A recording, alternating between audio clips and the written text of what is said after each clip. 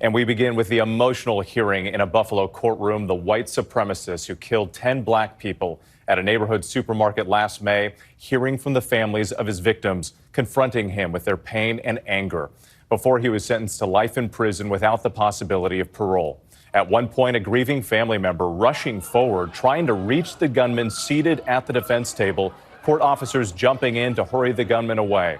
The outpouring of emotion over that carefully planned massacre. Peyton Gendron drove more than 200 miles to that black community wearing body armor and live streaming the attack. In a brief statement, he apologized, acknowledging he killed his victims because they were black. Strong words from Judge Susan Egan telling Gendron he deserved no mercy, no understanding, no second chances. And as she sentenced him, Judge Egan described each of his victims, the lives they led, and who they left behind. Gendron had pleaded guilty in order to save his life, but he could still face the death penalty when he's tried on federal crimes. ABC's senior investigative reporter Aaron Katursky leads us off from Buffalo.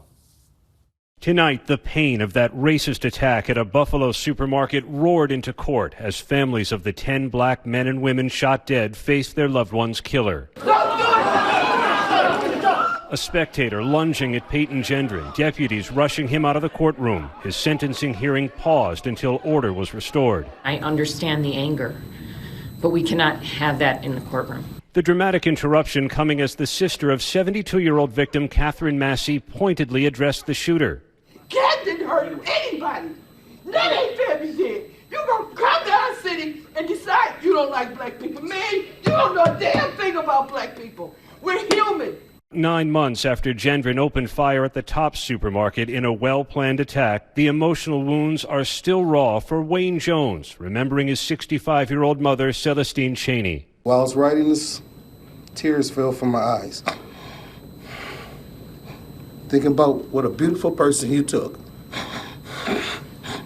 And with Gendron watching passively in an orange jumpsuit, the widow of top security guard, 55-year-old Aaron Salter, who was hailed a hero for facing down the shooter, explaining why she wore red and black.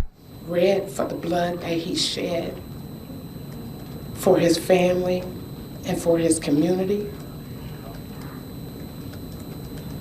And black because we are still grieving. I'm very sorry. Afterward, the shooter briefly apologizing. I did a terrible thing that day. I shot and killed people because they were black. But relatives and prosecutors doubting his sincerity. I firmly do not believe that that was from his heart. With Gendron pleading guilty to domestic terrorism motivated by hate, the judge sentenced him to the mandatory life in prison with no chance at parole. There is no place for you or your ignorant, hateful, and evil ideologies in a civilized society. There can be no mercy for you, no understanding, no second chances. Aaron Katursky joining us now from Buffalo. And Aaron, we saw just how painful it was for these families in the courtroom, and they'll have another chance to confront the shooter.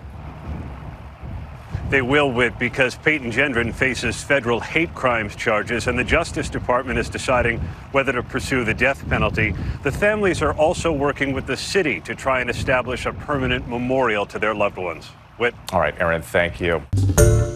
Hi, everyone. George Stephanopoulos here. Thanks for checking out the ABC News YouTube channel. If you'd like to get more videos, show highlights, and watch live event coverage, click on the right over here to subscribe to our channel. And don't forget to download the ABC News app for breaking news alerts. Thanks for watching.